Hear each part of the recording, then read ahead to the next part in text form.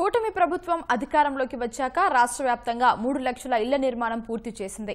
సామూహిక గృహప్రవేశాల కార్యక్రమంలో భాగంగా లబ్ధిదారులకు ప్రజాప్రతినిధులు, అధికారులు తాళాలు అప్పగిస్తున్నారు. నూతన లబ్ధిదారులకు పొజిషన్ సర్టిఫికేట్లను అందజేసి మంజూరైన ఇళ్లకు శంకుస్థాపనలు చేశారు.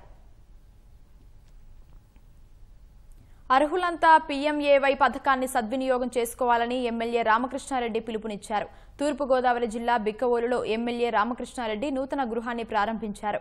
లబ్ధిదారులకు ఇంటి తాళాలను అందజేశారు. నియోజకవర్గంలో 776 ఇళ్ల నిర్మాణాలు చేపట్టినట్లు తెలిపారు.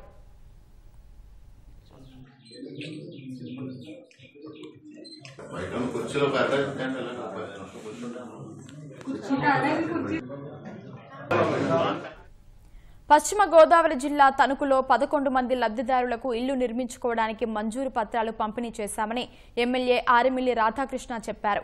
తణుకు మున్సిపల్ కార్యాలయంలో ఏర్పాటు చేసిన కార్యక్రమంలో లబ్ధిదారులకు మంజూరు పత్రాలు అందజేశారు. 2029 నాటికి ప్రతి పేదవాడికి సొంతిల్లు ఉండాలన్న లక్ష్యంతో కూటమి ప్రభుత్వం ముందుకెళ్తుందని స్పష్టం చేశారు.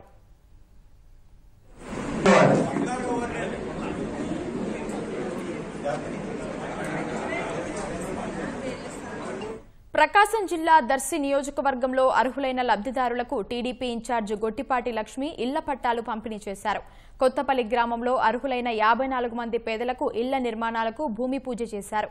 ఇల్లు మంజూరైన వారికి పట్టాలతో పాటు నూతన వస్త్రాలు అందజేశారు.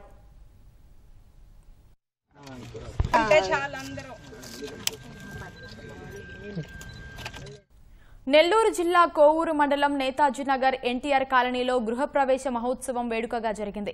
కలెక్టర్ హిమాంశు శుక్లాతో కలిసి ఎమ్మెల్యే వేమిరెడ్డి ప్రశాంతి లబ్ధిదారులతో గృహప్రవేశం చేయించారు.